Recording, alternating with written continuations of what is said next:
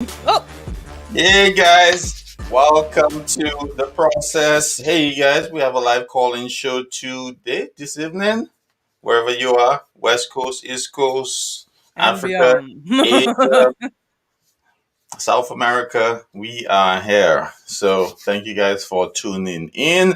We have a call-in number. We want you guys to call in and ask a question, whatever topic based on around sterile processing, of course. Don't ask me what the weather is. I'm about to say keep it Yeah, HR friendly now. yeah, and Nothing keep it shit HR friendly, no open, bad language. open door policy, but don't play with me. Yep. So guys, thank you, Alessandra. Yeah, so this is the process. We try and bring out the voices of the unheard sterile processing professionals and issues that may not be out in the open. We try and bring those out, and we try and help develop those and explain those so that. Why am I frozen? Okay, we try to develop those issues so that the layman can understand it, cell processing professional can understand it, and management can understand it from a cell processing point of view. So, Alessandra, take it away. Let's roll. Happy Wednesday, everyone. If you have not found us on YouTube yet, please head over there and hit the like button, subscribe, and that way you won't miss a show. We have been adding some content, so we've been going live here and there. We actually had a live call in a few nights ago and met up with some of the night shift folks, so that was a lot of fun. But yeah, check us out. Yeah, so we're waiting for our first call, but we'll go into a few things in the meantime.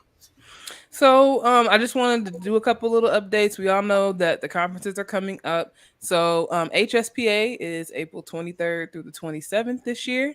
We'll be in San Antonio, Texas. And yes, don't worry, don't cry. The process will be there. So we will be on the floor with you guys at the conference. I'm super excited. I think, is this our first one in 2 years? Yes, yes, we Rain will or shine, it's going down. So we rain. have that coming up, and also another event in the sterile processing world for the second year. A new event, the Scrub Ball, will be taking place in Dallas, Texas, at the Sheraton. And it looks really nice. We didn't get a chance to go last year, but we're really trying to make sure that Hello, we're hello, there. hello. We have a call in the building. What's going on? Not to interrupt you, Alessandra. We're gonna take this call or attempt to take the call. Hello, hello. Who is this? Oh, they hung up. Oh my goodness, guys, don't call and hang up. All right, Don't be call and scary. talk. So it may take a couple of seconds for me to pick up because we are on live. So guys, just hold on. I will pick up and take your call. Or if you want to leave a message, you could do that, and I'll try and play your message either this show or the next show. Okay, caller is coming back. Hello, good evening. This is the process. Hello? Yes, hello. How are you? You're on the show. Hello, hello. Oh my goodness. Hello, Usman, his class starts in 16 minutes. Keep going, hello. Usman. Proud of you. Definitely catch up on the show later. You can catch us recorded on YouTube. Have a good class tonight. All right. So while Denard figures out his call situation, we'll keep updating on Scrub Ball. So Scrub Ball is going to be June 17th through June 19th, and they'll be in Dallas, Texas at the Sheraton. So there's a couple different price packages, so definitely head over to the website and check that out. But one thing that I did see today that I thought was really cool is they have a group package, which allows you to have access to all of the events, as well as a reserved table, a VIP table, at the Scrub Ball event. If you book it with a group of 8, so just something to keep out there in mind. I know one of the things that people have been asking us about a lot is how to make these things affordable so that you can get in the room. And that's definitely a great option because they have the Scrub Ball, they have education as well as a comedy show. Like there's several different events happening. So definitely head over to the website and check that out. And then we're still waiting on an update on the HSPA question about the guest tickets. But guest tickets for the scrub ball, the companion tickets are 149, and I believe HSPA's are 150. But we're still waiting to hear if if it's okay for them to be certified, or if you're certified if you have to get a regular ticket. But to take a guest to HSPA, you have to have purchased a standard ticket. So this does not apply if you've already bought early bird tickets. Standard tickets right now are $4.95. And they'll be $4.95 until April 16th. So if you're going, definitely go ahead and get those tickets now. And if you're interested in bringing a guest, it's just an additional 150. The caveat with the guests is they will not get CEUs, but I think that's neither here nor there. There's so many places to get free CEUs, and this event is bigger than that. It's about in-person networking, getting to see some of the trends of the industry, as well as getting caught up on some of the current education. So, if you can go, check it out. Check it out. All right. So let's see. Let's check on Denard and see if he's got his live calls yet. How we doing over there, Denard? I think we are a little bit better. Hello. So I'll wait for the next caller. All right.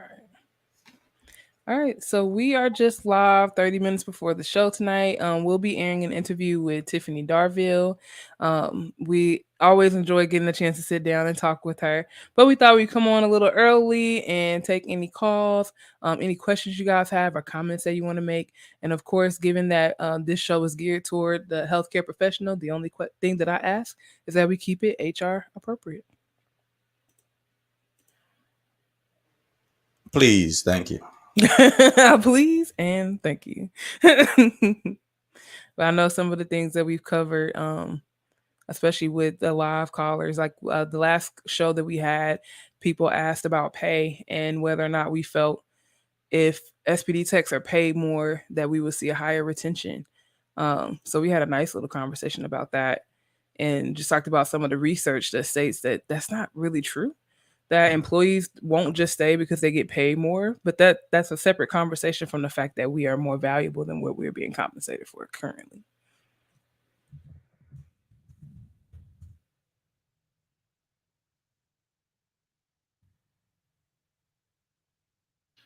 All right. Yes, yes, yes. I am back.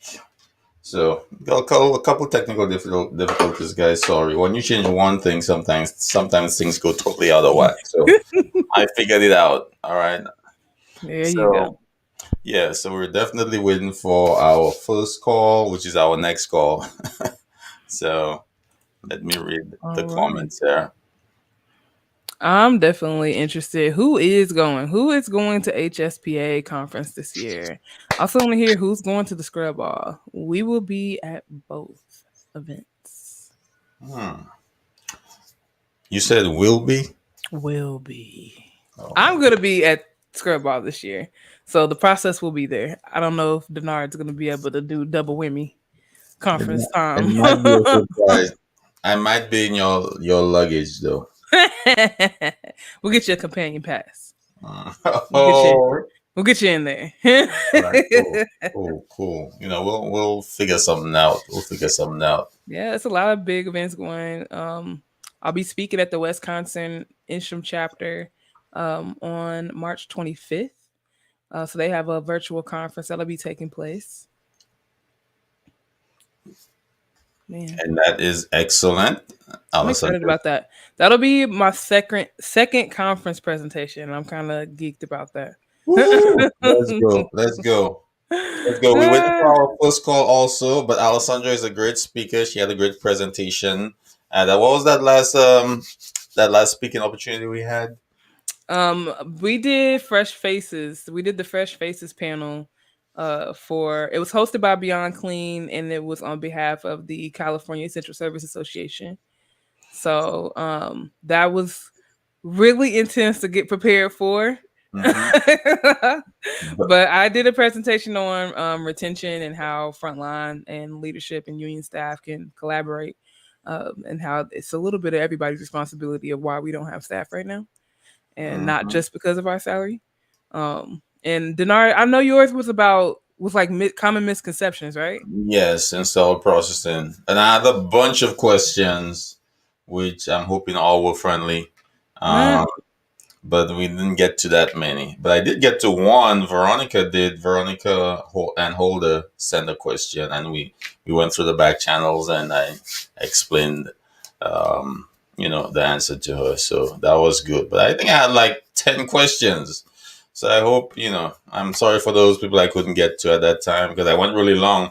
And my Nah. biggest concern in the beginning was I able to go a full 45 minutes to an hour? And then I went over that, which I was surprised. I'm like, oh my goodness. I was like, I'm talking too much. But I don't So, don't think either one of us gave ourselves credit for how much time we actually spent talking about SPD yes. And I'm like, it's been 45 minutes already. And I'm trying to see, like, okay, I'm already. probably going to be 10 minutes short. That's my whole thing. Because when I practiced, I was like 10 minutes short. So I'm like, dang, how am Yes. I going to fill that 10 minutes up? There's so much. Yeah. So, guys, we are taking live calls today. If you're interested in calling in with a question or have something you want to talk about, the number is streaming at the bottom of the page, and that's 559-825-5773. Yes, and the gentleman who called, I could hear you. I think he was driving. You could call back. We would definitely appreciate if you call back. So that we could take our first call live on air on the show because we took a couple of calls. What was that? Monday I think it night? was either Sunday or Monday night. Yeah, Sunday. we caught up with some of the night shift folks. Yeah, yeah, yeah, yeah. Some of our good supporters, Veronica and Tiffany. Veronica was up, Tiffany was up, talking Yeah. about pay. So let's try this one more time. Hello, hello, hello. Good, good. How are you?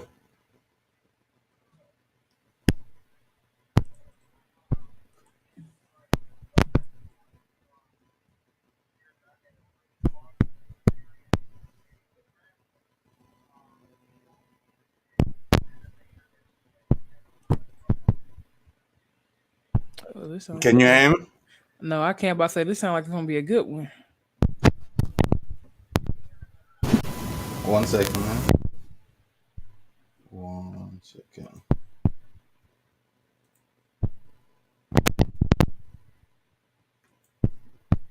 1 second. Hold on. Hold on, hold on, hold on, hold on. I got you. Hold on. Yeah, I need that question. Hold on, hold on, hold on, hold on. Arlene said, "Take me with you to the scrub bar. Let's go.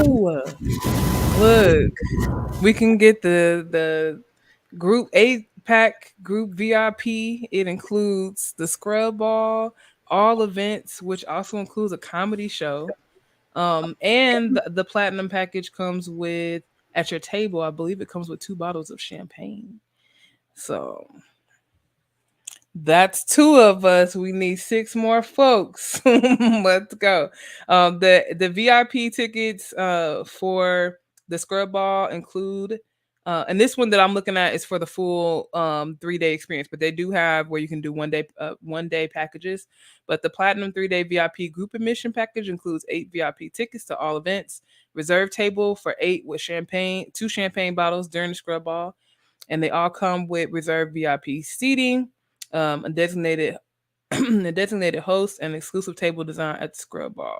So definitely sounds like a worthwhile way. With 8 people going, it'd be 275 a piece.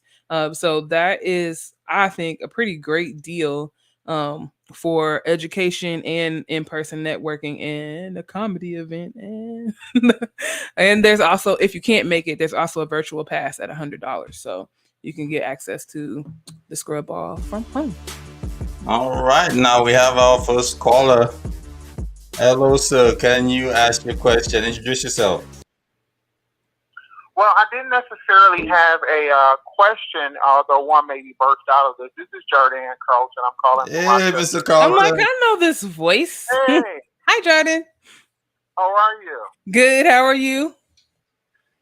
Good, good. I had a awesome experience yesterday with a traveler. We have a bunch of travelers at my facility, and we're holding on to them so long that they actually feel like they are real staff. And so when that happens, they tend to provide a lot of information and a lot of help and assistance in ways that sometimes is more valuable than what our own staff could provide, just because they have a different perspective due to all the facilities and experiences that they've had. And so we've had a Medivator machine that we are not experts at using in the capacity of processing TE probes. So she showed us how the block that we have bought and never even used was just already broken. And so I thought it was cool to share. Oftentimes, in my experience with a lot of travelers, is there's some sort of negativity after you have them for a while. It's like they get comfortable, and all of the little quirks that they have that they've been hiding somehow starts to leak out, and it's usually thought as in a negative way. But in this particular instance, and at this particular facility that I work at, I'm seeing that a lot of the travelers are providing a lot of useful information and tips and tricks as they get comfortable, and they're realizing that we're open and receptive towards receiving what they have to say. They're providing a lot of useful knowledge and advice. And so I just wanted to ask the question: has that been you guys' experience with travelers over time, or has it been that they get relaxed and they get a little negative, or some of those negative personality traits tend to overshadow the good that they might do? Okay, thank you first of all, thank you for calling. Appreciate your persistence and help. Being our first call, I'll definitely get. So, are you coming to the HSPA conference? I plan to, but I can't say for sure right now. All right. Well, I'll definitely get something out to you for making the effort to come on with us. So my experience with to answer your question, my experience with travelers currently in my current space hasn't been that I haven't gotten, how do you put it, the knowledgeable travelers, but from a technician standpoint, in that space, working with travelers, I've seen travelers coming, surge techs, coming as cell processing professionals, and persons with years of experience come and actually help out. But one of the things that restrict them is based on the dynamic of the department. Certain travelers are not allowed or to do certain things, which limits them from, in some cases, from demonstrating their expertise in certain areas. So you'd have travelers only doing general trays or only doing orthopedic trays. No travelers in the decontamination area or the sterilization area, or doing cleaning endoscopes. So that's my experience. I haven't seen travelers allowed to freelance through the department and show their expertise in areas where they can maybe help a department out. No, not really. So I would say for me, I've definitely had similar experiences. Like I've had travelers that were exceptional, that I would call and try to make sure that anytime they were off a contract, they were coming my way. And that's from techs to supervisors. Like one of my absolute favorite human beings in the world, Justin Goebel. We met as a traveler, hired him as a traveler in San Francisco. And when I moved to Massachusetts and had another contract that I needed some help on, I actually called this kid up and had him come out. I think it was like North Carolina or something at the time. So, I mean, I think travelers are extremely valuable. And like you said, Denard, I think it's the culture. So, one, it matters who's hiring them and how they're hiring them, because you get pretty much this little pinpoint sheet that says, I know how to sterilize, I know how to clean. It doesn't really tell you if the tech is competent or not. So you can either take that face sheet and say yes, bring them in, or you can actually call them and have a conversation. And I always do that, because you can, having a conversation tech to tech, you can tell if you know what you're talking about, if you know what you're doing. And then as a manager, I always make it a point to sit them down as soon as they get there and tell them, hey, I'm a manager, but I started as a travel tech in management. I absolutely expect for you to have your eyes open. I expect for you to let me know if you see something that you've done better somewhere else, or if you have an idea. I expect you to be 100% involved in the efficiency of this department because that's for the patient. So, and techs will do what they will with that. Some techs will take that mantle and run with it. I've had travelers that have totally revamped systems for me just because that's who they are. And then I have some travelers that they clock in, they do their trades, they go home. And each thing is valuable. Definitely. But I mean, around culture, it's tough because, like Jordan said, sometimes you have people that'll just they can hide that little whatever it is, that extra long break they take, or before they really relax. That 5 weeks in, they start getting a little different. But also, I think it tells a lot about your culture and your employees, because if your staff has a problem with it, then it's going to be a problem. So like it depends, and usually I find that the travelers will do what the other staff are already doing. So if they're pulling that off, it's because somebody else has already given the green light. That's okay to do here. True. So, awesome. Thank you guys so much. You are most welcome. Thank you, Jordan, for calling in and being our first caller tonight. No problem. Thank you. No, I just wanted to call in and hear from you guys tonight. I'm actually getting ready to go to another event, but thank you guys so much, and you're welcome. Enjoy the show in a little bit. And please inbox me your address so we can get you a process T-shirt out. Okay, no problem. All right. Have a good one. Have a good one. Right. Be safe. Thank you. You're welcome. All right. All right. Woo! Let me drop a bomb on that one.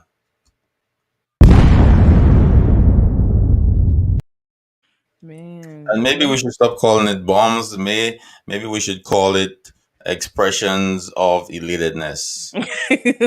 Yes, maybe. Because be my heart just hurts thinking about it these days, especially with everything that is happening around the world. So yes, we might do a little verbiage change on that. Yes. All right, so we are at the top of the hour.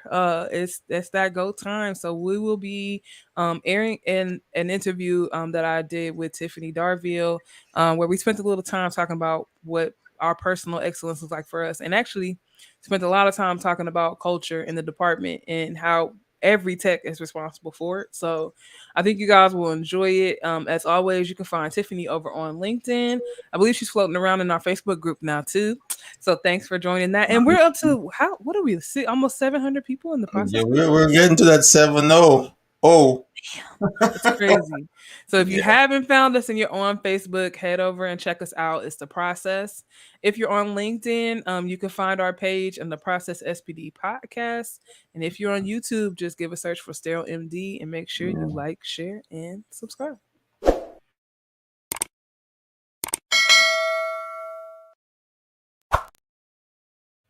All right, guys. Hope you have a beautiful Wednesday. We're going to air this. We'll be in the comments section, and we'll see you next Wednesday.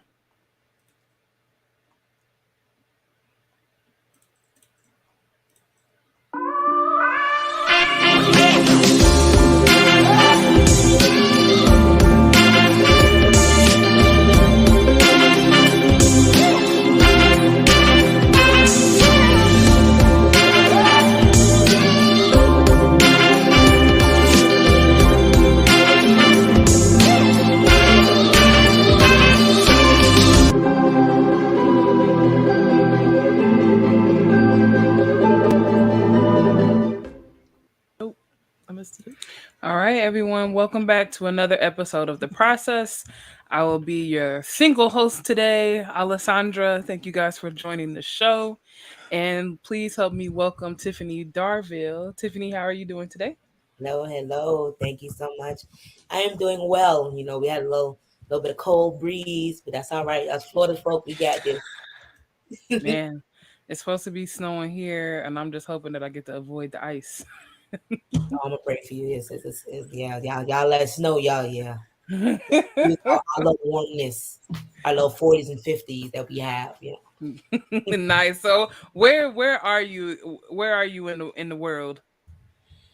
Well, I'm just here trying to stay a little warm because us little warm blooded folks we in the corner like this, but we're trying to make it, but we'll be all right.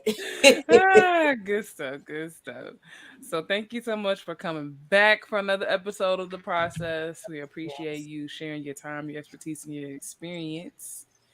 We are doing a series of interviews, getting ready for Black History Month that will be airing in February. So I'm super excited to get to sit down with you today. And I have a list of questions that I've already shot over your way, but of course we'll let the conversation flow as well. But Yes. yes, thank you. Yes, I'm super excited. And a special clip, you guys stay tuned because later in this show I also have some pictures of Tiffany from before she was the sterile processing expert that you see before you today in her road to greatness. Okay. All right. So you'll see me looking down, just looking at my questions, but we'll have a nice little conversation going here in just a sec. All right. So Tiffany, thinking back to when you were growing up, what is one pivotal moment that you would say influences you? Uh, when I graduated high school, because coming from a island family from a totally different country and trying to adapt and having difficulties and obstacles that you're trying to at least keep going. And I felt that was a large accomplishment for my mom because my mom had to do everything all over again and still push us to put education first, to still strive for our dreams. And when I graduated, it was a proud moment because she felt as if I made her proud, knowing that we came from somewhere else where there's struggles and issues and stuff for a better life. And me graduating was a very big moment, like in my life. It made her proud. That's beautiful. Now, were you first generation graduate? Yes, I am. Oh, wonderful, wonderful, wonderful. Well, Yes. congratulations to you on that for bringing that into your family and being able to give that experience back to the people that are going to come up after you. Yes, ma'am. Oh my god! So when you graduated, did you do was it the whole shebang like we see all the time, where it's you walk the stage, you're in your cap and gown? Oh yeah, man. That whole thing, and the one thing I got to understand about, island folks, we gonna be loud no matter what. We gonna let you know that we there. We gonna let you know, okay? And what I loved about it was my family was like so accepting with other people's families when we graduated. It was like it was a celebration for everybody because their children was making that mark in their life that they couldn't Yeah. do. So it was like we was just all celebrating together. But my family let you know that they was there. Yeah, here they let you know And they was in the building. in What the can I building. say? Rep your set. So, as you have navigated growing up, coming from the Bahamas, what's a common misconception that people have about folks that are from the Bahamas? I think the misconception is that we don't want to learn or adapt or change. Like we bring our ways or the way we do some the things over there. So we understand that it's two totally different areas and we have to adapt and we have to make sure that we respect when we come over. The issue is that especially in any kind of field, it could be the healthcare field, fire rescue, police officers, or even getting a regular desk job. It's kind of like, I guess it's kind of the stigma is, I want to say, well, you're not there yet. So Mm, the question is, what is there? Because mm, if I'm qualified and I still respect everyone, what make me less than? And I had to go above and beyond to prove myself because I came from there.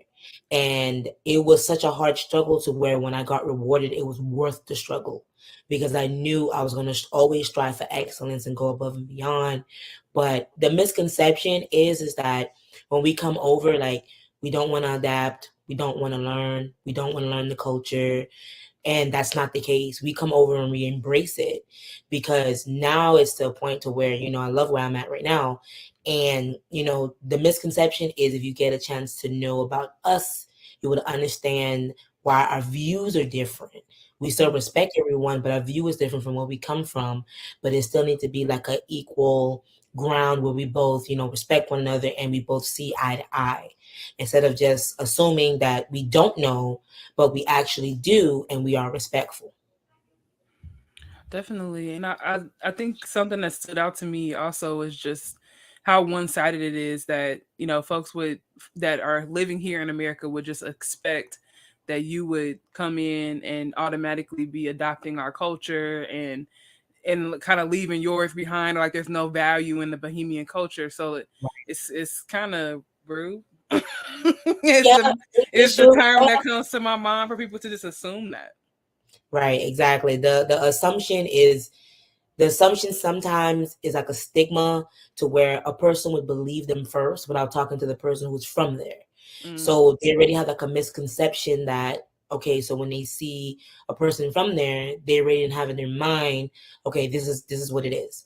Then when you hear from the person who's actually from there, the whole mindset changes, because you get to get an insight on that, from where that person came from and the way they was raised, or the culture, and especially the food, because the food is bomb. Okay, the food is bomb, baby. Okay, trying to listen, pull up and find out. listen. Okay, comfort is Do all some day. Okay, first-hand research to come back to y'all and let y'all know about that. and listen.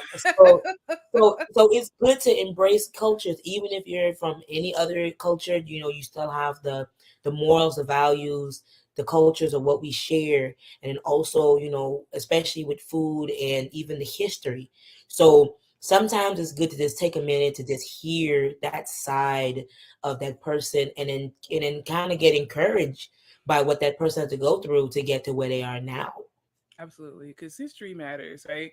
And we don't want to be so stuck in the past that we're not able to move forward. But like you said, it is important for us to understand the history of things, so we first and foremost don't repeat any past mistakes, but also so that we have an opportunity to see ourselves in everyday heroes. I mean, the West Indies has a wild history of its inception and slavery in Spain and Columbus, but there's also, so many leaders that came out, and we see such a magnificent history, like in Haiti and pretty much Yeah. every country in the West Indies has its own deep history. So I think that was interesting. And as I researched and got prepared for the show, I came across some materials that I'm definitely going to drop and share on the podcast stream, just so that people do have an opportunity to sit back and take a bigger picture of the world around you. Awesome, awesome. So that makes me think, is there any like character trait or anything about your personality that you are glad you grew up in the Bahamas versus growing up in the United States? Discipline, complete discipline, because in our country, like, we don't have washing dryers, and the way we cook, it's totally different. And when you have the discipline, like, my mom used to get up real early in the morning to, like, get us ready for school and cook breakfast before she went to the hospital and work. So, like, the night before, or like the week, we have to, like, get like a basin, or we have to get the pump. You have to prime the pump before you can get water out of the pump. It was right near the house. So you have to pump the water, take the basin, go up a hill to back to your house, and do it so many times to get water, because we were like in a rural area, like by the seashore. So we had to get a basin with water, and then boil water on the stove, a cast iron stove, Mm-hmm. not a stove with electricity, a cast iron stove with wood. Not just turning it on. Boil Now boil the water for your whites. Soak your whites with a wooden stick, and then have a washboard to wash your clothes. And what I loved about that when I grew up there is it lets you know, when you get here, you be thankful for the little things. And the Mm, discipline to where we had to starch our own clothes, we had to press our own clothes, we had to shine our shoes, we had to make sure we had creases in our clothes. My mom taught us how to sew our own uniforms and our clothes. So when that time came for us to go to school, we made sure we prepared our clothes and everything. mm-hmm. All she was instilled into us, I'm not going to be here that much longer. So start now preparing yourself so when you are older, you can take care of yourself. I knew how to cook since I was, 8? I was cooking full meals and cleaning and all those things. So the discipline for me grew on top of the work ethic. So I had the discipline already from a young age. And I got the muscles from going up and down that hill too. Hey. So okay, because we lift in sterile processing. Okay. I think that's awesome because something else that I hear is not only did you get that discipline and that learn how to do that self drive, but you were gaining all these skills along the way as well. So it just makes it even easier for you to learn more and more as you go. And if you're starting that young, sky's the limit. yes, and also too, there were boys and girls in the house, and in the island culture, no one is treated differently. We are all treated the same. So if the boys was like after school, we had to take out trash, we had to scrub floors, we had to do certain things. So I think my mom put it equally to where you don't get no slack because you're a girl. You don't get any slack because you're a boy. Yeah. And the way she did it is where you have to work for what you want. You have to work for your goals in life. So if I'm not here and your father isn't here, then who's going to take care of you? You need to be able to stand on your own 2 feet, even if you're at a young age or old age.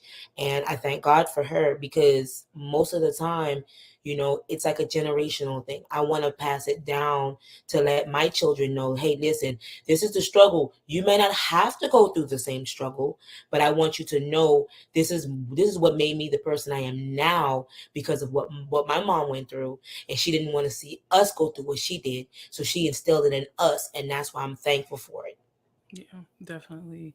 I agree with you. I had that experience with my grandfather because he did a lot of farming and gardening when I was coming up, and that was Yeah. part of their livelihood. And he was definitely a man of his time. Like he had certain tasks that he felt were women's work and certain tasks that he felt were men's work. But as far as the garden, it was like this is where you eat. So if you want to eat, everybody got to learn how to do this, right? So yeah, and he passed when I was 9 of leukemia, but all those years prior to we learned how to till, we learned how to sow, we learned how to plant seeds, how to water, like you really lay that groundwork. And I think as kids we don't understand all the science that we're picking up, right?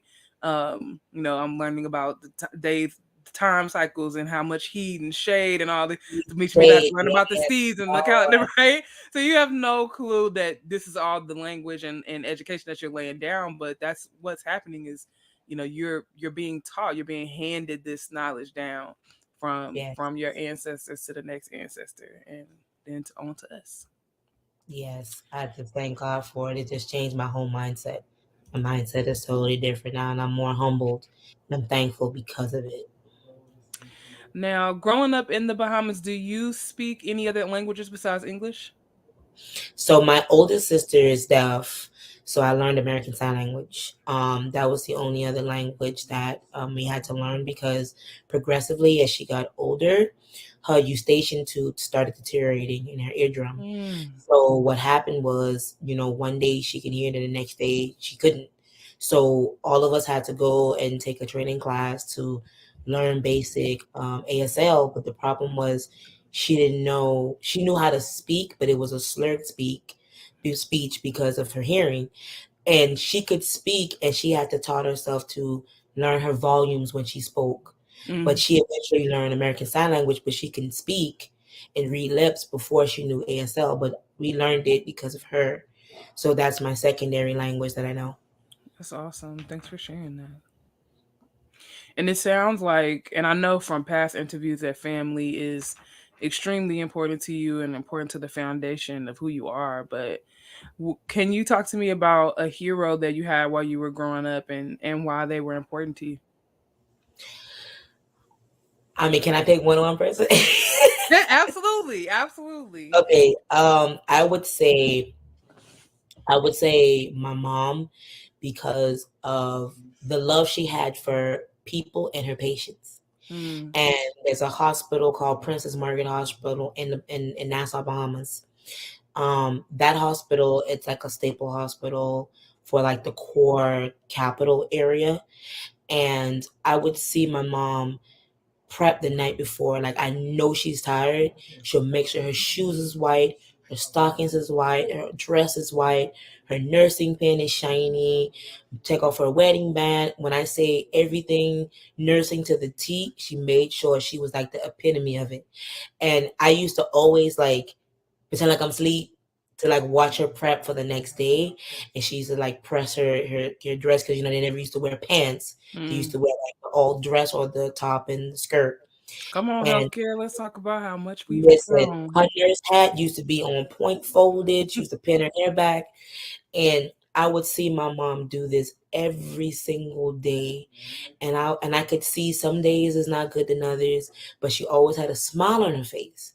And I said the love that she had for her patients, and then the love she had for us, it made me want to be like her. And I can't wait to be like her. Like, I just can't wait, because I'm going to school and I can't wait. All right, now so you're going to school for nursing? Yes, I am. I'm going to be going Uh, soon. following the footsteps. Yes, ma'am. Gotta make her proud. Now you asked me, could you pick more than one person? So it's Okay. mom and It's mom and it's my baby brother. As you know, previously, I told you on the podcast that my brother has cerebral palsy. And, he's not here now, but the history that we had together is he's another reason why I got into central processing and into the surgical field.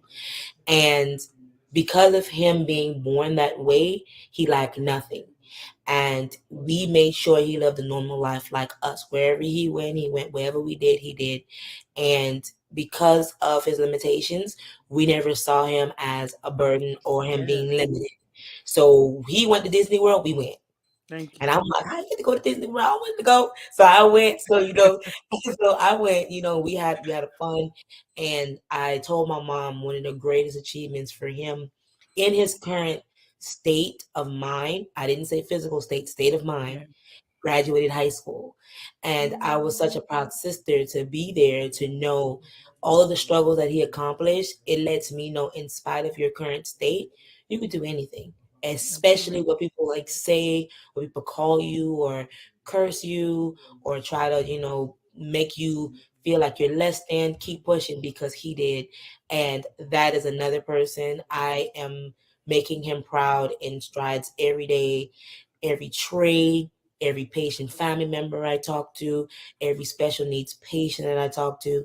I can understand and relate, because I see my brother in the midst of everything I do. So he's another person that I honor. Absolutely. That you absolutely honor. I love watching you talk about your brother because you 100% can see how important he was to you, how influential he was to you. Not Yes. just in, like you said, in creating your mission, but just in the love, like you said. This is my brother. He's not. I'm not looking at him any differently. This is family. Yes. And I think a lot of people feel, they feel sorry for him. I said, don't feel sorry for him. He lived a better life than you did, or Mm, he's going different places, and we never allowed that to hinder him or allow that to dictate his life and the way he lived it. And my mom always felt like treating us all the same. Now, he was spoiled. I'm gonna say that he was spoiled. So, but at least we can honestly say that he was just like us, and we never treated him any different. The love was still the same, the care was still the same. You know, he ate a lot, but the chores wasn't the same. But still, everything was the same in the household. And my mom was always fair. My mom was always fair, and that's what also I love about it when I think about it, because some parents kind of segregate and feed into one child and neglect the other. My mom was fair with all of us. The same, the love was spread all over. We always was a family. We were one, and he was like the last piece that brought us closer together. And mm, that's why I'm thankful that we took the time to make sure we made sure we lived his life to the fullest with him, not just having him, be restricted because of his current state. We never did that. so so many. fantastic characteristics I'm hearing in your family. Discipline, drive, love, compassion. What are some of these qualities that you wish you saw more of inside of the healthcare system? Especially a compassion, because I was there with my brother when he had his surgery. I didn't get the concerned understanding from my point of view. It was kind of like, okay, you're a regular patient, yada yada. Okay, let's keep it going. But you don't know what's going through my mind. You don't know what I'm dealing with. Yeah. That reassurance and the compassion, just to sit and take a minute. It doesn't take that long to sit and just say, hey, it's okay. That can do a lot in a couple seconds to calm someone down. Right? And I just felt like at that time it was like, well, okay, well, yeah, it's all right. And Yeah. you know, I I mean, like, what is it? Did something happen? What's going on? So then when I started asking questions, I started to get like more anxious, and then I'm trying to calm my mom down and things like that. And I think we've lost the compassion because we became robots. It's kind of like, okay, assembly line kind of thing, and then we missed the human empathy side of it, to where it doesn't even cost money to say it's okay. Do you need anything? Can we do anything? We'll try our best. It's kind of like those are comforting words to a person who don't know if their family member is going to make it, who don't know if it's going to be complications, who don't know if they're going to get an infection. And I feel like that is completely missing. Compassion is like not there. I wish it was more of it. I agree. I wish there was more of it. And I think it's building, Hmm. you know what I mean? But it's definitely something that we're in short supply of in some spaces. And it's interesting too, working inside of the industry, because so much of our marketing is about how much we care. And Yes. a lot of us do, but a lot of us Just got to don't. breathe, because listen, it's not a lot of compassionate people in this industry, in this profession, because there's a lot of factors we deal with. There's a lot of factors of high turnover rate, high amount of cases, the process, the stress, and things like that. And sometimes you have to look at the person's stress level. How do they Mm, deal with stress? What is a person being told to? What is the OR staff doing to them? Because then sometimes when you have a person come and be compassionate, they don't even know how to receive it because they haven't had it in so. um, yes. Definitely have seen that happen before, where, like you said, the teams are so dejected because of the amount of turnover and the experiences that they've gone through with these various managers of various calibers.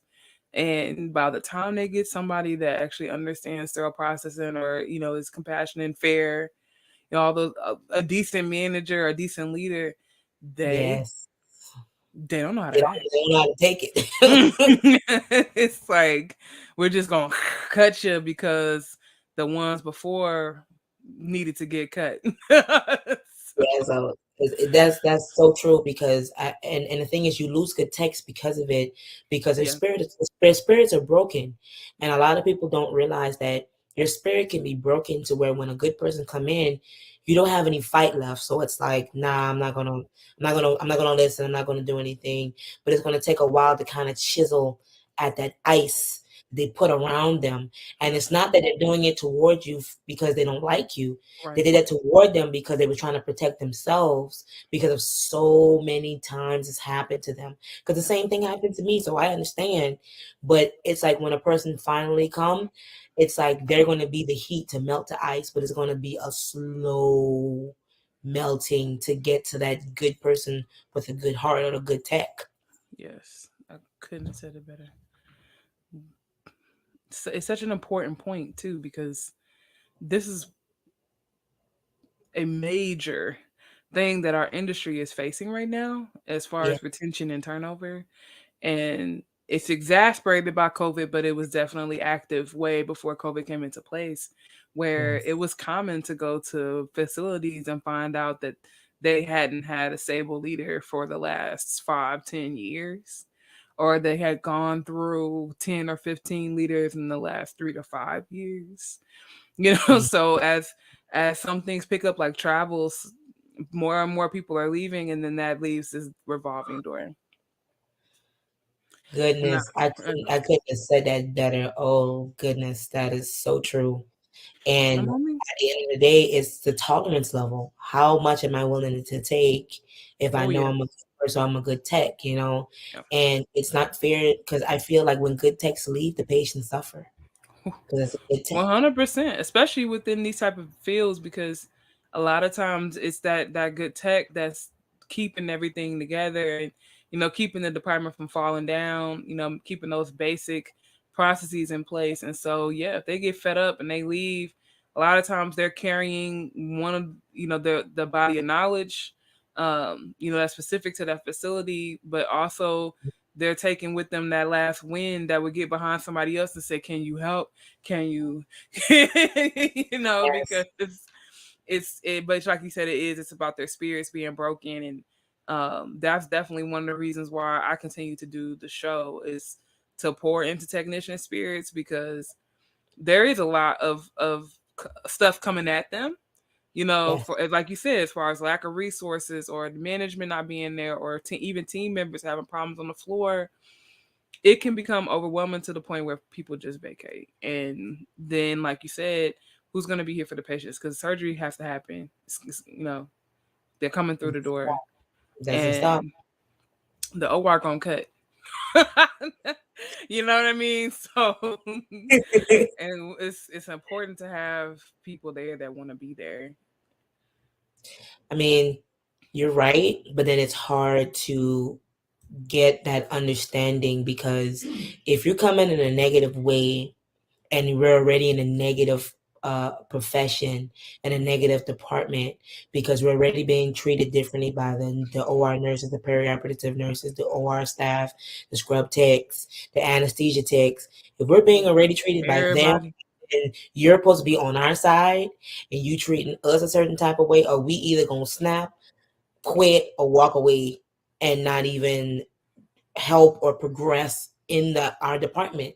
Yeah. And I've seen it plenty of times to where, something as simple as asking for help or certain things is an issue because a person don't want to do it because they're already tired of it, or they're already tired of being talked to or rushed, or no one wants to take the time to understand not even what they're going through besides the point, but the whole process Yeah. of Central. So it's like, well, we need this straight. Like when you need to hurry up or harassing you or talking to you a certain type of way. What I'm telling you to do first, Woo! you can't do that first. I'm still going to help you. I'm still going to Yes. give you customer service, but hold up, wait a minute. You still got to respect me. Respect goes both ways.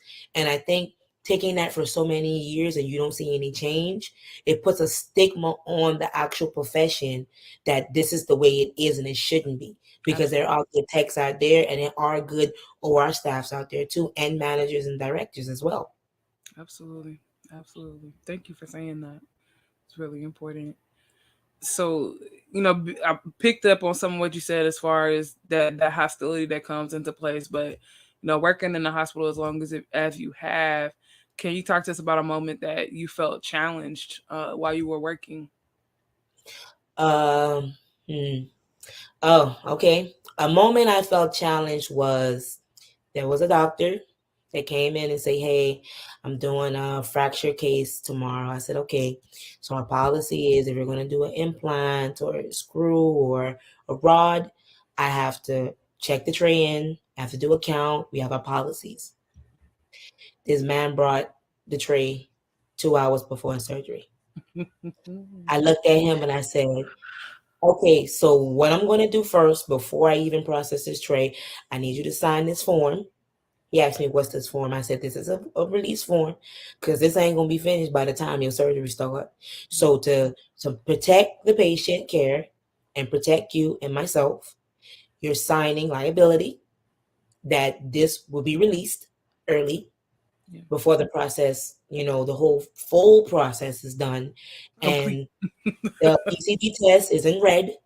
So here you go. And it was challenging because he was like, well, I'm not signing nothing. I said, well, I'm not releasing the tray. And he was like, well, we're going to put the patient under. Why are you preventing us from doing the surgery?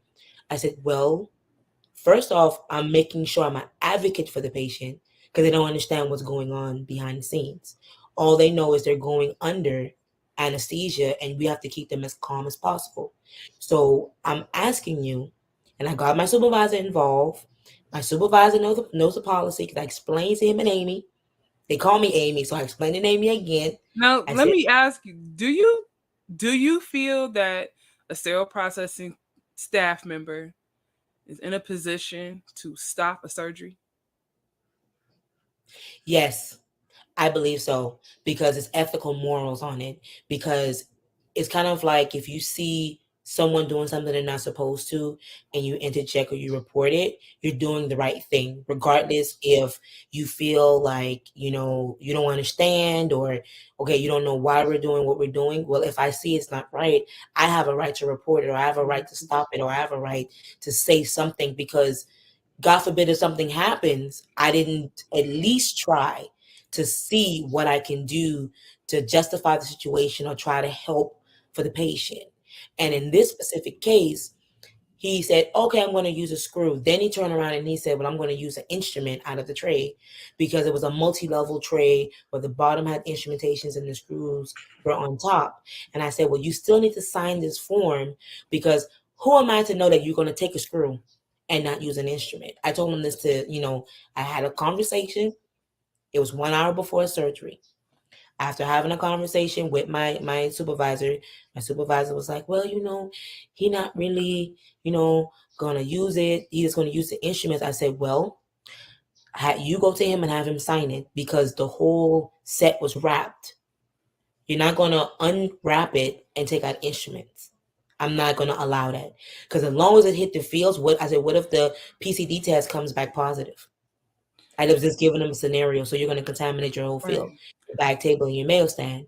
So I said, have him sign this document because it will literally protect everyone. It's just a fact of he didn't follow procedure. We asked him a 24-hour notice to bring the tray in for us to do what we're supposed to do. Guess what happened before surgery? The form was signed because I didn't stop. Because I felt like the pushback was needed to show that I care and I really love my profession. So after they had a meeting, because the surgeon was pissed off and he was mad, I said, okay, so I already had in my mind, okay, I'm going to get fired. I said, but if I'm going to get fired, it's for what's right. That's the first thing I said in my mind. Yeah. We had the meeting and the director, the director of it was a group of surgeons in the surgery center. He said, I don't see anything wrong she did. So the surgeon got angry and said, well, it's stopping my surgery. I was out of my flow kind of thing. And he said, well, she's following standards that she's supposed to follow. Just like you're supposed to follow standards as a surgeon, you're supposed to follow. So whatever happened, she did what she was supposed to in her field. You were supposed to do what you were supposed to do in your field. So I was kind of shocked because I was ready for them to tear into me and me be quiet and all that. Now this is stress. This is stress. I told them I would not change a thing because at the end of the day, the test did come back negative. The biologic, I was like, thank God for that. Even though it was signed, he still ended up using the screw. Of course he did. So that means, okay, so that means he lied. I lied. No, I done been around the block. Okay, I already know. So at least I knew. Yes, so I knew for a fact, like, okay, if he used a screw, it was negative, but it was the fact that I was already prepared to let them know, hey, I got this form. Plus, I told them the form was to protect me and my license to make sure I'm following those standards.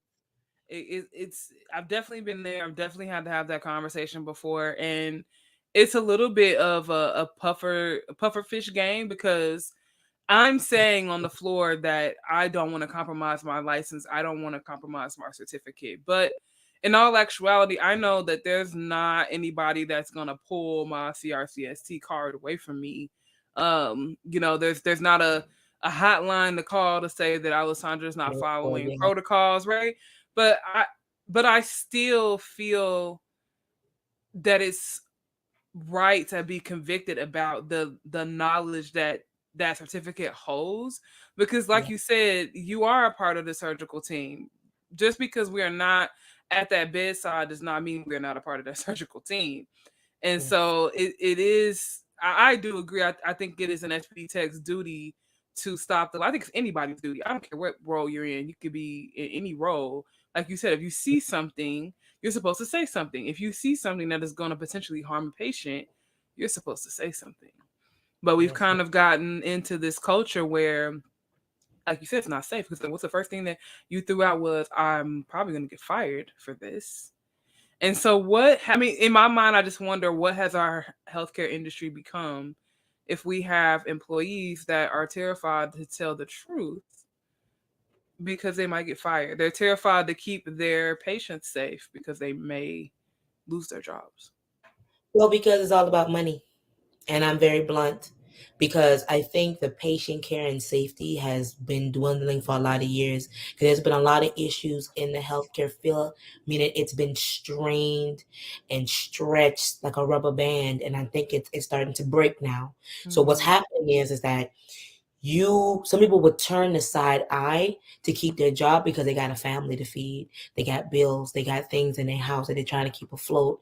And it's like, do I risk doing it for the patient, or do I still do it and get fired, but God, what's going to happen? Am I going to be able to get another job?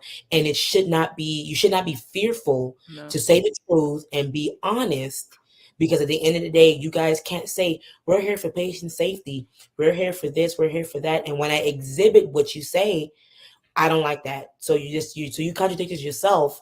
You just said it because it sound good.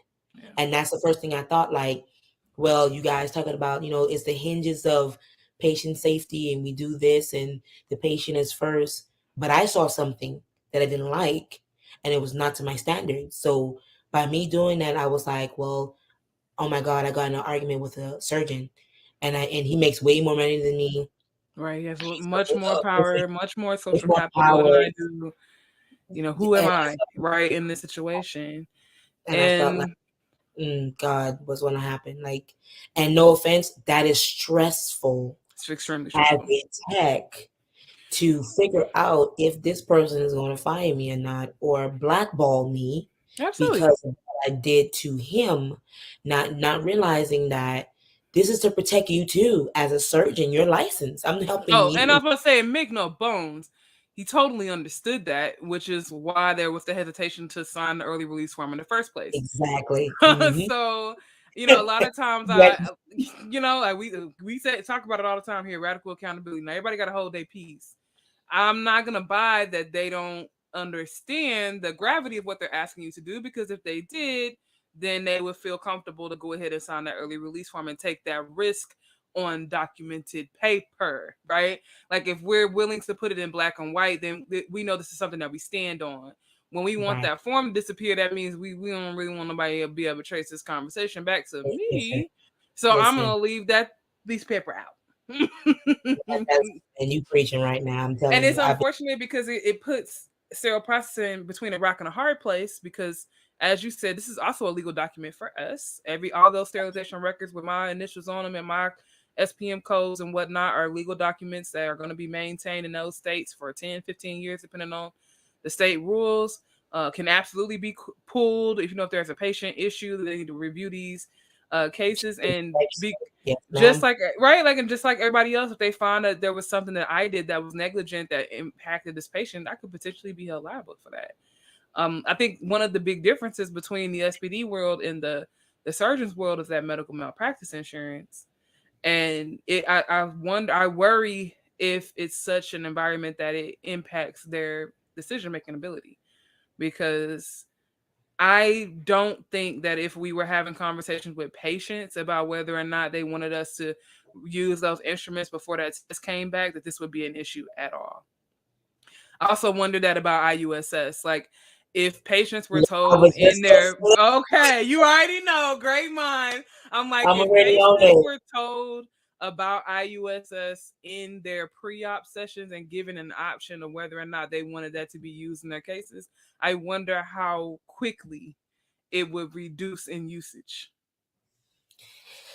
Well, you know what? Here's the thing. The thing is that you notice that the patient, when the patient comes in and then the surgeons talk to them, yeah, we're going to do this, that, next, and the other.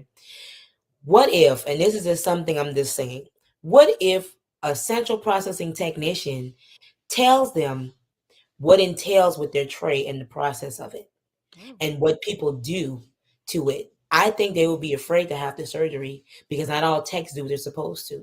And that sterility of that tray and integrity of that tray is being used on you. So you don't know what you're going to take back with you. You might have the same issue and go leave home with something else. Right. And also with immediate use steam sterilization, one of the things I feel with that is a lot of people don't even follow the rules when it comes to it, because we know that AMI is a set of standards to be followed, not implemented. One of the problems is that whatever the hospital policy says is Bible. And that's one of the things that I don't agree with, because something can happen, you use it, and then something happens in the midst of that. Oh, well, we follow hospital policy, but the patient still got infected, or the patient left for something else, or something else happened. So now it's to a point to where, what if you was to tell the patient, hey, they use IUSS for the last couple patients. They'll look at you like this and be like, that don't seem safe. So when you get the other side of the patient, Right? they'll be like, nah, I think I'll just It's a not. what? I mean, I'm thinking it's a balance, right? Because I don't want to give so much technical information that you're now terrified to receive the care that you need. But Right. also, we want you to have a knowledge about things that you probably should be dictating. You should probably have some input into whether or not this type of deviation takes place, or at the very least, we should probably be required to notify you. Yes, I think that that's one of the I agree with pieces that's missing, is that notification. Is there so much that we're not required to tell you that. when we do surgery?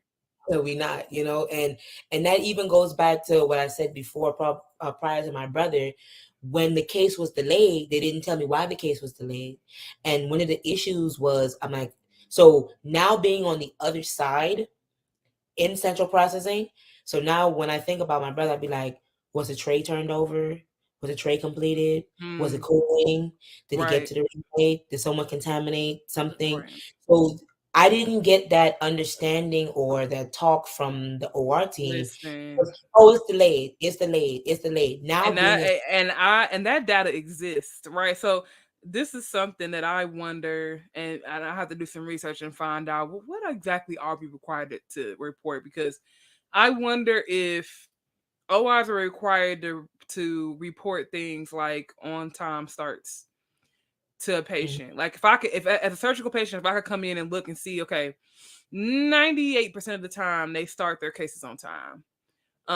That could be a good indicator to me that, okay, this is a well running machine. If I look at that and I'm going, okay, well, 56% of the time they start their cases on time, I might, as a consumer, I might be a little more hesitant to say, okay, this might not be the place for me, because for some reason, even though they schedule them, they're not able to ever do them on time. Right? So something must be happening there. Something missing. Right? Or if I were able to look at like a physician's utilization rate and say, okay, he gets these amount of hours, but he only utilizes them for, or she or they only utilizes them for 23% of the time. It might influence me if I have understanding. But I think part of the problem, especially with IUSS, and then we'll get off this soapbox, and also for those that are tuning in that are not familiar, IUSS is immediate use steam sterilization. And essentially, to keep it short, and you can definitely go back on YouTube, search MD, and find our IUSS episodes. We'll talk a little more in depth. But essentially, it is us deviating from our standard practice. So where we may, have a certain length of time for washing, for assembly, and for sterilization, we may find shortcuts in which we can take some of that time out. Maybe I put it on a quick wash in the washer, or maybe I do manual cleaning instead of automated cleaning. And then also on the sterilization side, you will see either like a removal of the dry time is typically what we're talking about. So the instrument will be sterilized at its normal rate, but then we will cut the dry time and just deliver that item up to the OR as quickly as possible. So it's meant to be, well, I won't say it's meant to be. Our understanding is that it's meant to Right. be used when there's emergency situations, and it's not to be used to plug holes in practice, but unfortunately a lot of times that's the way that we Yes. experience it. And so what we were kind of discussing was we wonder if patients had a deeper understanding of that and were able to make elective decisions about that, if it would calm down. Yes. So we have about 10 minutes left with Tiffany. So since we are on that topic, what are 5 things that you think every surgical patient should know before they have surgery? Okay, you should know the death rate with that patient, I mean, with that doctor, and the type of surgery, because it's very important, because they might say, well, oh, it's only 2%. You might be in that 2%. So it's always good to know that. 2, know the history of your doctor. Did he have any lawsuits? Have he been sued? What's the state of his practice, his license? You know, how good is he performing set surgery that you may need, a procedure? Because most of the time, when we are in a sick state, our mindset, we don't really think of the surgeon itself. It's like, okay, well, we need to get it done to feel better, but then also you need to have your trust in your surgeon to know that, okay, you're going in confident, you know you're going to be all right, and you trust him. But if you're going in uneasy and you don't trust him, it's always good to check your surgeon. Mm. 3, make sure your billing is on point, because sometimes they'll bill you for unnecessary things Child. that you check your bill, you be like, did I really get that? Like, Ding ding. and then, because everyone's financial situation is different, but when you need surgery for quality, life and care, for long life care, you need to know specifically, like, okay, go over the numbers to make sure that you're getting exactly what you need, and not little extra, like extra procedures. I mean, it would be nice to take a little bit of extra fat here, if I'm take a little extra fat, but that's needed. Also, try to find out about the surgery itself. Do a little research on the surgery that you're getting. Try to find out, okay, is it a less invasive way? What's the recovery time? What's the infection rate? What's the return to the hospital? Because most of the time, most people get like a surgical site infection, or they have a reaction to anesthesia, or they have an incision issue. They'll use Dermabond and it opens, the incision opens. So do your research on the actual procedure itself, so you would know your recovery time, your healing time, your limitations, what you're supposed to do, what you're not supposed to do, because then it makes your recovery better, and then it helps you be prone from, having infections during that recovery process, at that time. Now, the 5th thing a patient should know is to also let their family know, just in case, to a will, have a will in place, have a living will, because I've seen families lose their loved ones and they don't have a will. Right. They don't have a will. And that's very, very important for a patient, because we can talk about a patient, but the patient has to let their family know, hey, listen, this is what's going on, or have a proxy. Basically, what Mm-hmm. I'm saying is, like, have a proxy, because if they're incapacitated and then the government or whatever the state regulations is, you don't want the state making decisions for your family member. So what you need to do as a patient is get you a proxy or a power of attorney, someone just in case that you trust and you love, to Mm. make sure that if anything happens to you, they'll make the right decisions, even if it's to get you the care for long term, or if you go on, that they made the right decision and advocate for you if you're in a state that you can't speak for yourself. Absolutely. Wow. Thank you so much for sharing that. And I think number one was definitely most important for everybody listening to know, is to to check on those things, because most of the time when people are passing, it's unexpected. You weren't, Yes. you weren't planning for this.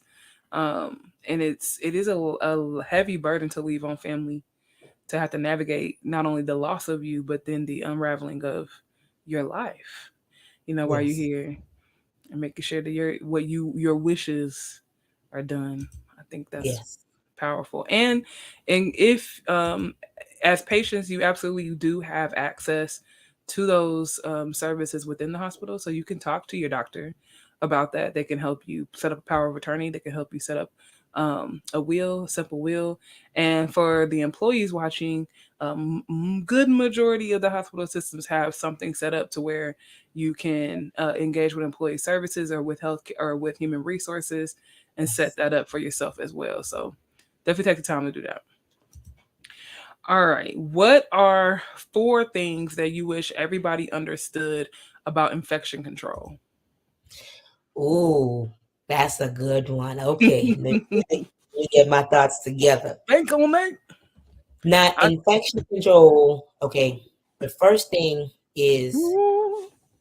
it takes time to make sure you can track an infection. Let me give you an example. There was someone that got tuberculosis in their forearm. So someone would say, tuberculosis in your forearm? Yes, because the room was turned over so quick that they forgot to wipe certain areas. And Mm, tuberculosis is a spore. So if you do not have that contact time, you have to track back how that person got that infection, especially when it comes down to doing any type of surgery. yeah, Infection control is so important for sure. because that patient ain't even coming for that and they left for something else. And Mm-mm. I'm like, that ain't fair. ARN has some of my favorite tools around that right now. Mhm. They have a fantastic plethora of policies, SOPs, competencies, wall charts, to help your perioperative departments and the separate areas themselves navigate cleaning protocol. Who should clean, how often, what needs to be touched, when. So it's a great tool to help you if that's something that you don't have in place already. A strong policy around cleaning inside of your OR and your SPDs, and especially for my folks in SPD that don't have a regular daily EVS technician in their area, you could utilize that information to help you make a case to receive that. Because, I still never will understand how we make the leap that the OR needs to be clean on a regular basis, but the place where we clean and sterilize the instruments doesn't need a terminal clean. But okay, we get off topic. All right. So that was one. Other tips for infection control? So, tip number 2, if you open a tray and one instrument is used, every instrument has to be washed. Say it for the people in the back. One Every more time for the people in the back. every instrument needs to be cleaned. That's where most infection happen. Because some people feel like, ain't it used? Okay, so they just leave it. You have to understand as soon as those locks are open and that tray is exposed, sterility is compromised of that tray. And if you feel that that one instrument is just thrown on top and all the instruments are on the stringer and they're all nice and clean and they ain't get touched, listen, you do the same process because you don't know what then crawled, what then little wiggled in the little lockbox of those Man. other instruments. Open them the right way. The Amy standard says it. You're supposed to wash every single instrument, every lumen, everything, every suction, because what happens is if you let that tray go through the whole process, it only so much that the washer can do and sterilization can do, because it can still survive and go into another patient that could be very more sickly, have an immune compromised system, that one little thing that you think that was okay could kill someone. Yeah. That is a serious infection control issue. It's like one of my biggest pet peeves when I hear SPD techs downplay germs. It's your whole job. It's your whole job to understand that the things that we can't see, could be harmful to the humans that we will use these things on. Like, Yes. get it together. It don't look dirty. All right. Oh God. Get that out of here. Take that back to Deacon Tam. All right. Two. So what you got for number 3? Okay. So number 3 for me for infection control is, and I've seen this in prep and pack. They drop an instrument on the ground and then they clean it with alcohol and put it back in the tray. We gonna be right behind you. Listen, I'm stepping on toes today. I don't advocate violence, but listen, that one for Nana. I see people drop it on the floor, go like this. Oh, okay, and just yes. Oh, okay. So it just wipe it off and put it in the tray, and I'm Absolutely. Absolutely. like, and all jokes aside, it's something that you see, and all jokes aside, it's another space where SPD, what are you doing? Because you see that person drop that instrument, grab that alcohol. They're not sitting there looking at the alcohol bottle trying to figure out what's the contact time to, like they're not. This is not a situation where you're trying to make something happen. You're just doing what makes you feel comfortable. So you wipe that thing off and you put it back in that tray and you compromise your patient. How many more steps did it take you to make it to Deacon Tam? Like the whole tray. Come and on. I don't get it at all. And the thing is that the first thing on my mind was, would you want that used on your mom, your dad, your cousin, your uncle, your aunt? So why do you feel that should be your best? Oh, and the thing is, they'll say the sterilizer will kill all germs. I'd be like, that is something especially with infection control, especially, when JCO or Triple HC or CMS comes. That's something that, I wouldn't say it's overlooked, but there's so many areas to look at to where when you look at that specific issue or problem, it's kind of like they don't catch you doing it, but it's done. Yeah, but it's done. And that's one of the things that it's gotten so comfortable to where it doesn't matter if one instrument falls. If that instrument falls, you can send it back to decon. If the rest of the tray is still in a sterile state, send it all back. Don't just, okay, well, we're just going to wash that instrument. No, send it all back. Let it get processed back together. Some people will say, well, that does take too long. Well, you shouldn't have let the instrument fall on the floor. I've definitely been in situations where that time just wasn't there, but I do agree with you. I mean, I think it helps keep instruments together, which is definitely part of the issue. But one of the things that I hope is that in that process, there's some way for the hospital to capture that is that's what's happening. Because yes, a surveyor is not gonna, may or may not catch this. Patients may or may not know. But from an efficiency standpoint, the department, I think it's valuable information to know how many times you have to go back and repeat a process that you already completed. I mean, this is, why we've seen this lean thing blow up as big as it did. But it's important to see that information, because if you don't know that that's a major issue, then you're not doing anything to fix it. You're thinking everything is just fine because at the end of the day, you're getting trays, right? Yes. As long as the turnovers are getting done, it's fine, Then ain't nobody batting an eye as long as some cases go off. Oh my goodness. All right. Yes. What are 3 things that you wish hospital administrators knew about SPD? 3 things administrators knew. What the process is, that's number 1. The process ain't quick. I don't know if they felt like genie in a bottle. We just gonna blink and just, click our heels together, Wizard of Oz, and wish something happened.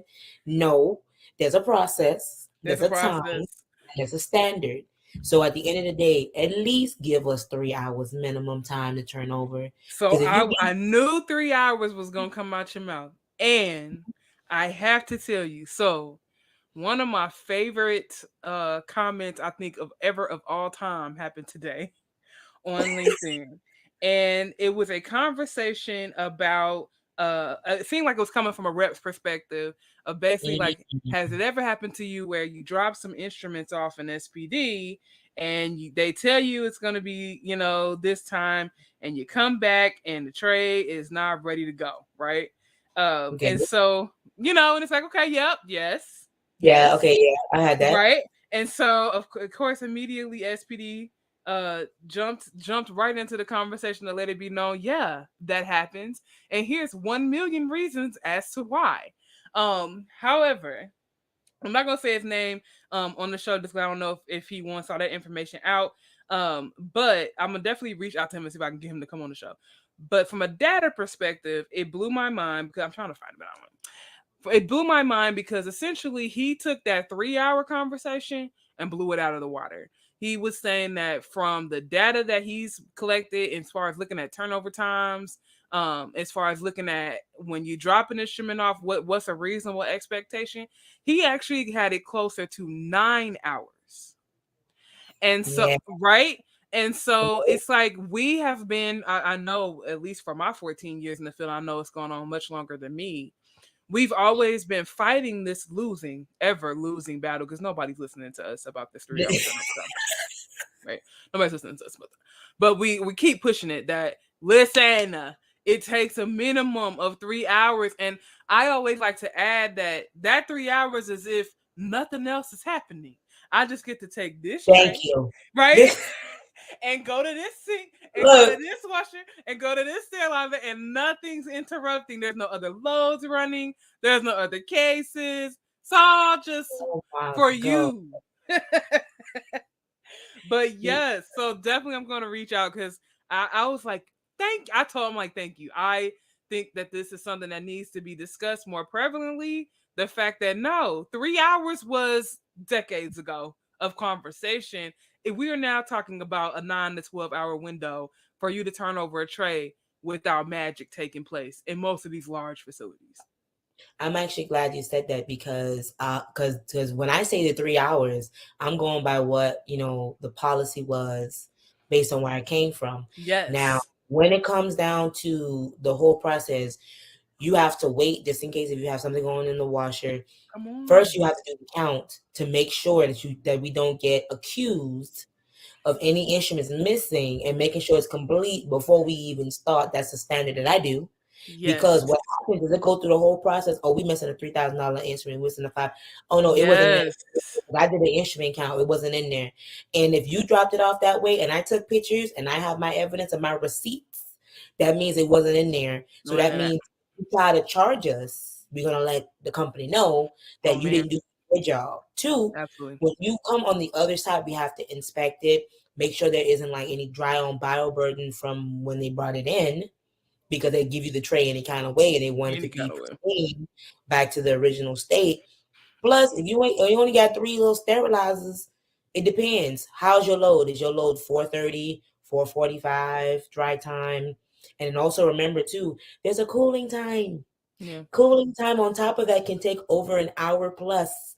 It has to be 75 degrees. We not gonna go. I tell you, I ain't never faced so much like just stern, like give me the tray. Then when you're at that, you're at that cooling rack and it's not room temp. It's not there yet. Listen, and they're like, I'll get the cooling rack like touch it. Now I had a scrub tech once tell me just bring it and we'll put it in a bath of cool sterile water to cool it down because we need it and we don't want to wait.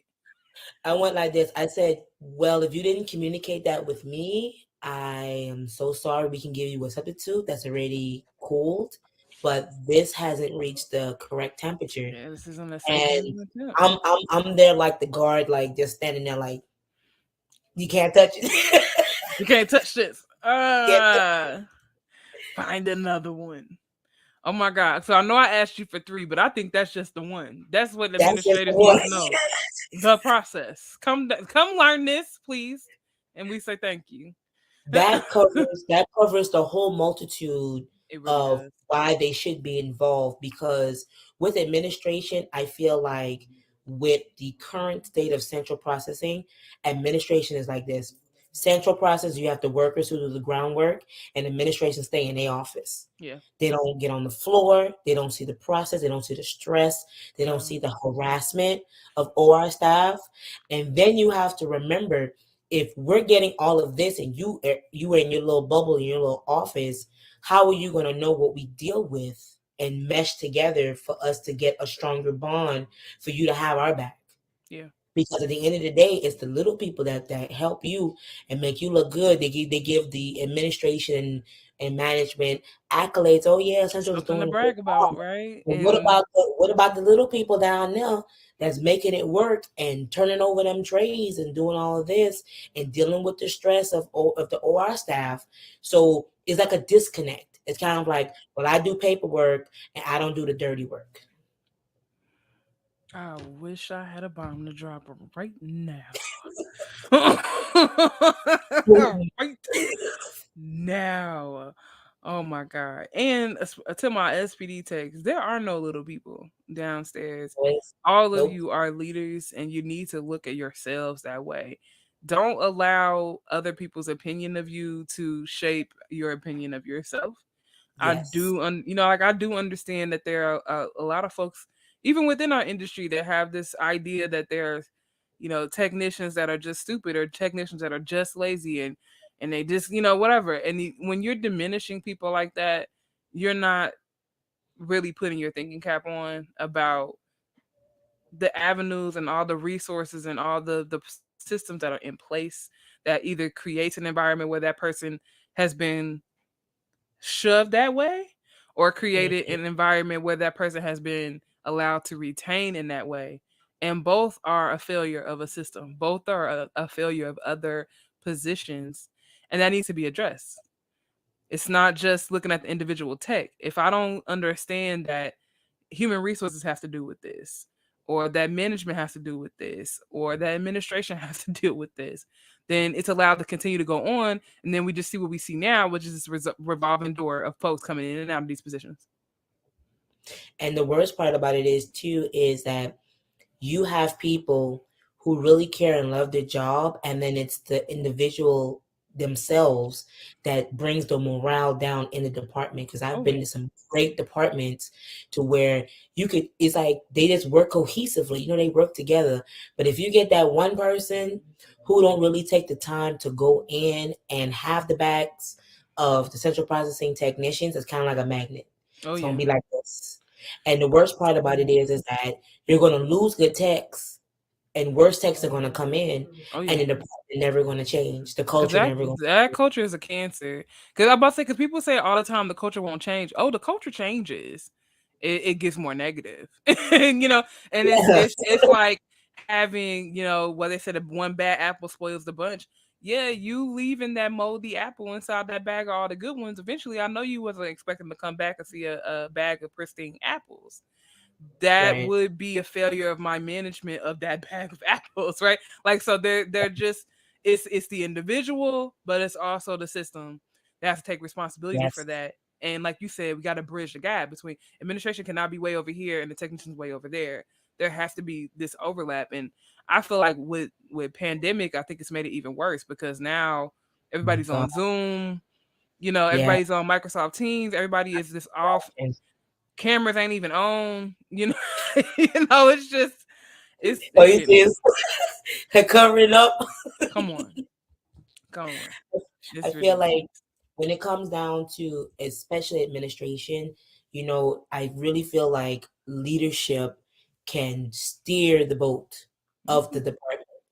But if the leadership doesn't have the mindset to say, hey, I'm going to help everyone, no one's going to be left behind, it gives your techs encouragement. It gives them a little bit of, drive to keep going because Hope. you don't know their current state and you don't know how broken they are. And what if you're that person to put them back together to make them the way they were before that person who was before you broke them and messed them up, but they were a good tech and they Yeah. still is a good tech. But you have to keep reminding them and instilling that in them that, hey, good job, we had a struggle today, but good job, I'm proud of you. That encouragement makes a person feel like, okay, I can come and do it again the next day. It was hard, but I got that encouragement. That person said thank you. That person said good job. That person said we got this. You need help. And I feel when you bridge that gap to just pour into somebody else, even if you ain't got nothing to pour into yourself, if you pour into somebody else, the fruit of that labor will show to where they will come back and say, thank you. I needed that. Thank you. I was having a bad day. Or I Yep. fell short. But thank you. That thank you goes a long way.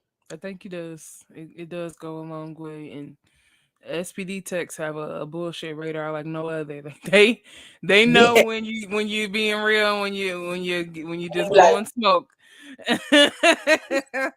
Yes, and yeah, like you said, they see that you care about them and that you're willing to protect things that matter to them. You give credit where credit is due. Techs will go above and beyond for you. And yes. OR knows it because I have yet to find a hospital where there weren't plenty of OR scrub techs or nurses that knew exactly who to call in SPD when they wanted something done.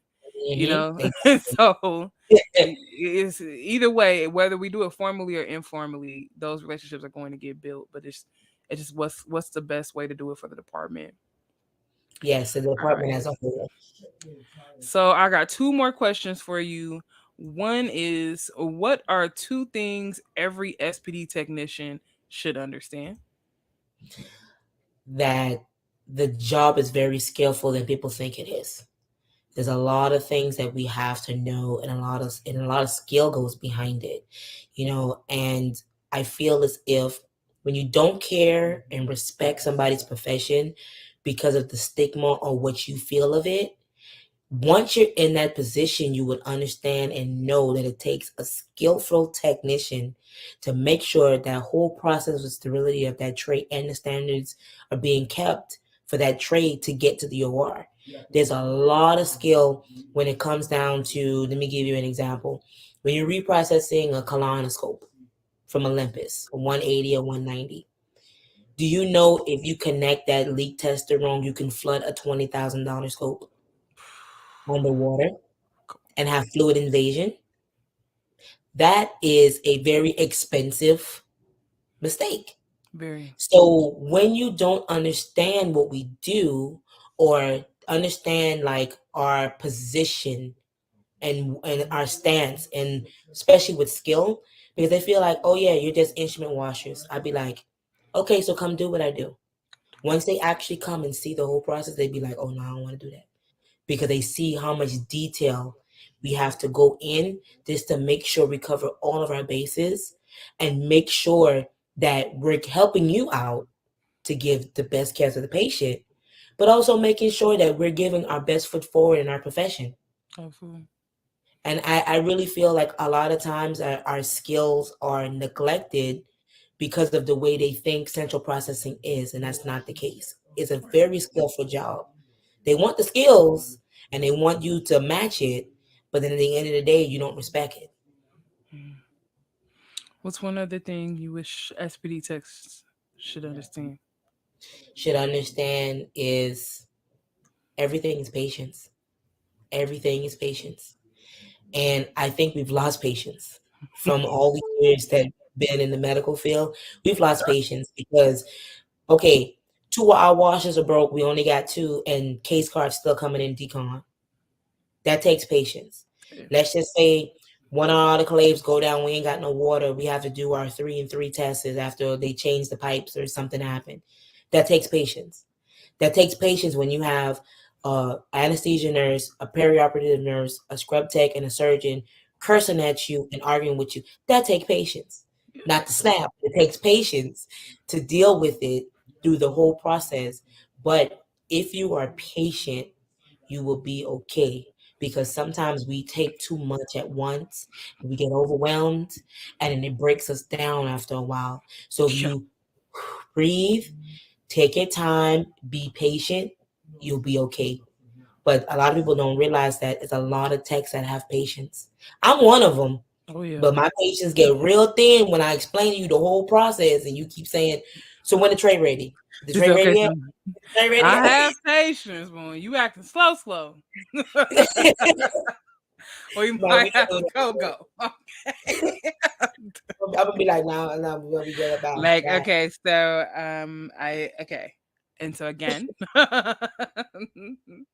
Yeah, definitely patience. You will have to repeat yourself in different ways several times, a Yes. lot of the Yes. time. Yes. A lot. Tiffany, thank you so much for spending this time with me. I have one more question for you. What is one thing that you wish you knew before you got into the sterile processing field? Mm. The one thing I knew before I got into the field was the truth behind the profession. Meaning people wasn't truthful when they told me, yeah, we do this and this and this. And when I got into it, oh, hell broke loose. They were not honest with what I was going to deal with in a clinical setting. Yeah. And I knew that. But the way I prepared myself for it was, okay, this is the hand you dealt. Let's go. Let's deal with. Let's just push our way through it. But I really wish that people would be honest and say, hey, listen, this is what you're going to deal with when you get in central processing. You're going to have X amount of cases per day, X amount of trades per day, and this is the flow.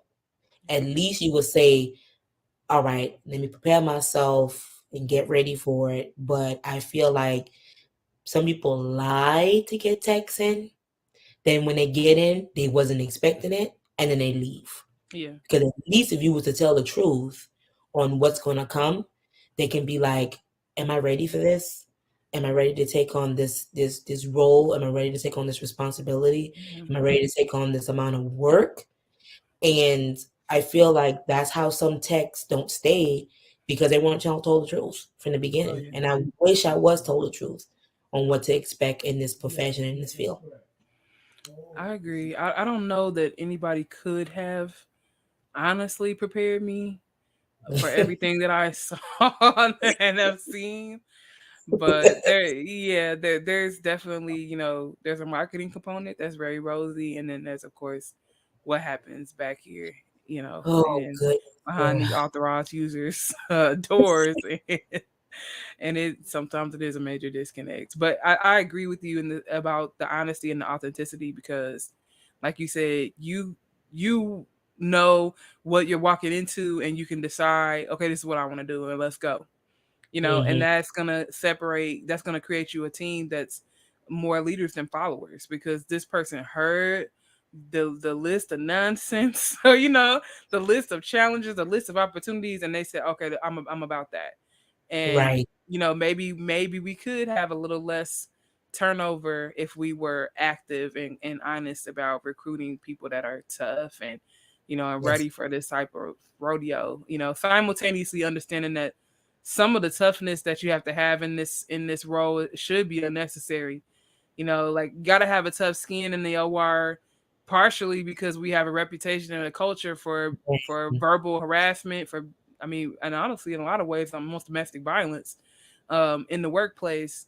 So that's not something that I can say in the interview process. Like, listen, so there might be times where your surgeon or your nurse screams at you or calls you names or says racial derogatory terms to you or throws things at you. Are you ready to work here? No. Mm-hmm. Right? I'm Most people are like, gonna say no. wait, what? But also there's a legion of OR professionals that are like, yes, Tuesday. Anything else? Because I got cases. All right, so we want that fortitude, but also we want them to be in safe and healthy environments. So I'm Yes. so thrilled to have had this conversation with you and everything that you brought up, as far as some of the challenges that are facing techs right now in the field. Yes. I feel like most of the time, especially this even goes for seasoned techs and even new techs. If a old school tech tells a new tech what they're going to experience, it might waver the new tech a little bit, but at least you're preparing them to make them a good tech, because at least you're saying, hey, listen, every day ain't going to be all right. You're going to have your Yeah, good days, your bad days. You're going to learn, you're going to make mistakes, but at least keep striving, because if you care about this profession, you care about the department in the field, you're going to do great. And sometimes we miss that honesty and that rawness, talking about what really goes on, to where it comes in to when they come in, they think it's going to be one way. Then when they get treated a certain way, it's like, oh, I don't need this. And they leave. And yeah, that's disheartening, because there is a shortage on central techs, and there's a shortage on OR techs. There's a shortage everywhere, even with nurses. So at the end of the day, we have to try our hardest to keep the good people that we have, or keep all people. yeah, And the problem is that we're not going to keep them, or we're not going to be able to do anything if we're not honest to tell them, hey, listen, you're going to have a day. where the tray ain't gonna work. You're gonna be missing instruments. You're gonna be running around. Instruments gonna be broke. We don't got nothing to replace it. You gotta call the clinician. You gotta go through this and that, whatever. Story of my life, Come on. but still went and still pushed through. I said, if you really care about this profession and you push through, the rewarding side is that you made it through the day. You made it through the end of the day. You made sure that tray was your best tray. You went back and you double, triple check. You made sure, everything was good. You made sure that tray was on point. Yeah. And I feel like that's what make a good tech. And that's what you pour into a potential tech who is a baby tech, because I've been called a baby tech, but I've been exposed to Yes. stuff they never been exposed to. Look, But stuff we ain't supposed to show the kids. you supposed to show the kid, I'll be like, That's you what I know, was thinking as you were talking. Like I've had employees in my office before that said, "Come back, 6 months, a year later, and say thank you so much for telling me that this could happen because this just happened. And had you not said that, I would not have been prepared. I wouldn't have thought that that could happen at work, and I wouldn't have known what to do." And I say it all the time: two objectives: keep the patient safe, keep the staff resourced. They can keep the patient safe. And one of the things that staff need to be resourced on is human relations. You're going to be talking to people at work, and there's a lot that comes into play with that. So you have to that prepare customer them for the. service, I baby, mean, customer even service. beyond customer service, like just general relationships. They need to understand that not everybody here is super outgoing, or like there's different personalities, and they need to be able to navigate them towards their central goal, which is keeping that patient safe. So it helps them if they have that compass, if they don't go get caught up in too much drama that ain't really got nothing to do with them, or why they're there to serve their purpose. So I agree with you. I think that's such a fantastic point to bring up, is just maintaining that authenticity, um, for the technicians and for the culture, because you are where you are, Yes, and I've definitely been in interviews where they're hiring and they're saying, listen, the culture here is a little rough, and we just wanted you to know that before you came in. I appreciate that. yes. it's I was just it's gonna not say, that they thank had you. to say, and you need to know because this person does this and that. They didn't go crazy, but Didn't they go just crazy, said but give enough you a to let check me know, note. like, listen, this is something that everybody here is working on, and we want you to come in knowing that this is what is going on here, and that also helps that person put on their thinking cap of, okay, and how can I help? Yes, It's not just me coming in going, oh my God, I'm scared because this culture. No, how can culture, I help? yes. What type of things can I bring? And I probably should do a little breakout video on that, but definitely it's within every individual's ability to Mm-hmm. bring some form of positivity into those less than desirable work For environments. me, I bring snacks. I'd be like, "You hungry? You want a Snickers? We had a Come long on. day. I got snacks in my locker. I got you. Okay, don't worry about Yes, it. I got you. have And that it actually changed the whole atmosphere. They'd be like, "You got food?" you come on now. We love to eat in SPD, I ain't gonna lie. All right, Tiffany, thank you so much. We're gonna wrap up this episode. Thank you so much for joining the process and for being such a fantastic supporter and contributor. We appreciate you. Yes, thank you so much for using this platform to reach and encourage people. Continue to do, what you have been doing and what you're going to do in the future. And just want to encourage all techs and everyone who is in the surgical field that I know it's stressful, but better days are coming. Just strive each day to do better because your patient thanks you. Absolutely. All right, guys. Peace. Take care.